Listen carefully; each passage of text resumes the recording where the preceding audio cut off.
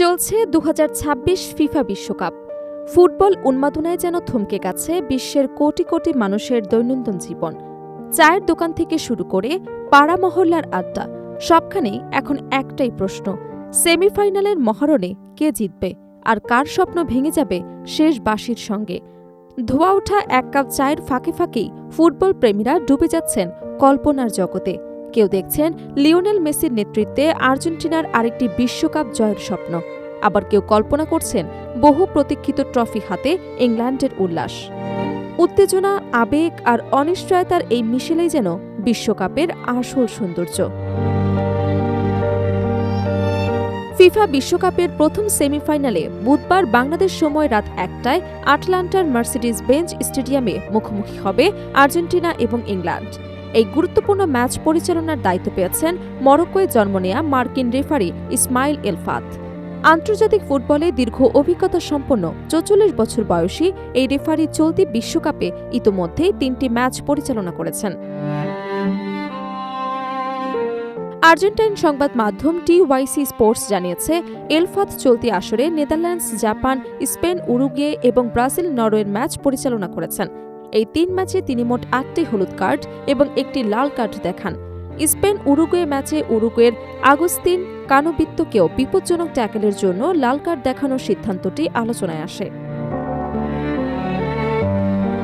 বিশেষ করে স্পেন উরুগুয়ের ম্যাচের পর এলফাতের পারফরম্যান্স নিয়ে স্প্যানিশ সংবাদ মাধ্যমে সমালোচনা দেখা যায়। কিছু বিশ্লেষকদের মতে ম্যাচের শুরু থেকেই তিনি খেলাটিকে যথেষ্ট নিয়ন্ত্রণে রাখতে পারেননি এবং শারীরিক সংঘর্ষ ঠেকাতে কঠোর অবস্থান নেননি। রদ্রিগো বেনতানকুরের একটি ট্যাকেলে ইনাকি উইলিয়ামস আহত হলেও সেখানে কেবল হলুদ কার্ড দেখানোর সিদ্ধান্ত নিয়েও বিতর্ক তৈরি হয়।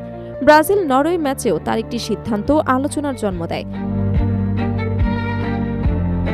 নরওয়ের এক ডিফেন্ডারের চ্যালেঞ্জে ব্রাজিলের ম্যাথিউস কুনহা পড়ে গেলে প্রথমে পেনাল্টির বাঁশি বাজাননি এলফাত। পরে ভিডিওটি অ্যাসিস্ট্যান্ট রেফারির পরামর্শে নিজের সিদ্ধান্তে পরিবর্তন করে পেনাল্টি দেন, যদিও সেই সুযোগ থেকে গোল করতে ব্যর্থ হন ব্রুনো গিমারায়েস। ম্যাচ শেষে রেফারিং নিয়ে উভয় দলের সমর্থকদের মধ্যে ব্যাপক আলোচনা শুরু হয়। তবে বিতর্কের পাশাপাশি আন্তর্জাতিক ফুটবলে এলফাতের অভিজ্ঞতাও কম নয়। মরক্কোর কাসাব্লাঙ্কায় জন্ম নেয়া তিনি ১৮ বছর বয়সে যুক্তরাষ্ট্রে পাড়ি জমান এবং টেক্সাস বিশ্ববিদ্যালয়ে মেকানিক্যাল ইঞ্জিনিয়ারিংয়ে পড়াশোনা করেন। শুরুতে ফুটবলার হওয়ার স্বপ্ন থাকলেও পরে রেফারিংকেই পেশা হিসেবে বেছে নেন। ২০০১ সালে ডাইভার্সিটি ভিসা কর্মসূচির মাধ্যমে যুক্তরাষ্ট্রের নাগরিকত্ব লাভ করেন। ২০১৬ সাল থেকে ফিফার আন্তর্জাতিক রেফারিং তালিকায় থাকা এলফাত নিয়মিত মেজর লিগ সকার এর ম্যাচ পরিচালনা করেছেন। সেই সুবাদে লিওনেল মেসির ম্যাচেও একাধিকবার দায়িত্ব পালন করেছেন তিনি। ২০২৩ সালে লিগস কাপের ফাইনালে ইন্টার মিয়ামি এবং ন্যাশভিলের মধ্যকার ম্যাচেও তিনি ছিলেন প্রধান রেফারি। ওই ম্যাচে ট্রাইব্রেকারে জয় পেয়ে শিরোপা জিতে মেসির ইন্টার মায়ামি।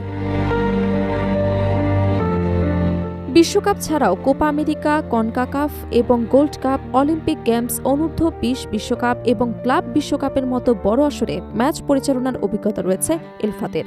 টোকিও ২০২০ অলিম্পিকে আর্জেন্টিনার একটি ম্যাচেও তিনি দায়িত্ব পালন করেছিলেন। সেই ম্যাচটি ১-১ গোলে ড্র হয়েছিল এবং জয় না পাওয়ায় গ্রুপ পর্ব থেকে বিদায় নেয় আর্জেন্টিনা। এটি এলফাতের দ্বিতীয় ফিফা বিশ্বকাপ। কাতার ২০২২ বিশ্বকাপে তিনি পর্তুগাল, ঘানা, ক্যামেরুন, ব্রাজিল এবং জাপান, ক্রোয়েশিয়ার শেষ ১৬ ম্যাচ পরিচালনা করেছিলেন। এবার আর্জেন্টিনা ইংল্যান্ড সেমিফাইনালেও তার উপরই আস্থা রেখেছে ফিফা। এই ম্যাচে তার সহকারী হিসেবে দায়িত্ব পালন করবেন যুক্তরাষ্ট্রের কোরি পার্কার এবং কাইল আটকিন্স। চতুর্থ কর্মকর্তা হিসেবে থাকবেন ইতালির মাইজিওরি মারিয়ানি। বিশ্বকাপের মতো বড় মঞ্চে প্রতিটি সিদ্ধান্তই ম্যাচের গতিপথ বদলে দিতে পারে। তাই আর্জেন্টিনা এবং ইংল্যান্ডের দুই তারকা খচিত দলের লড়াইয়ের পাশাপাশি ফুটবল প্রেমীদের চোখ থাকবে রেফারি ইসমাইল এলফাতের দিকেও। তার প্রতিটি সিদ্ধান্ত শেষ পর্যন্ত এই বহুল প্রতীক্ষিত সেমিফাইনালের আলোচনার অন্যতম বিষয় হয়ে উঠতে পারে।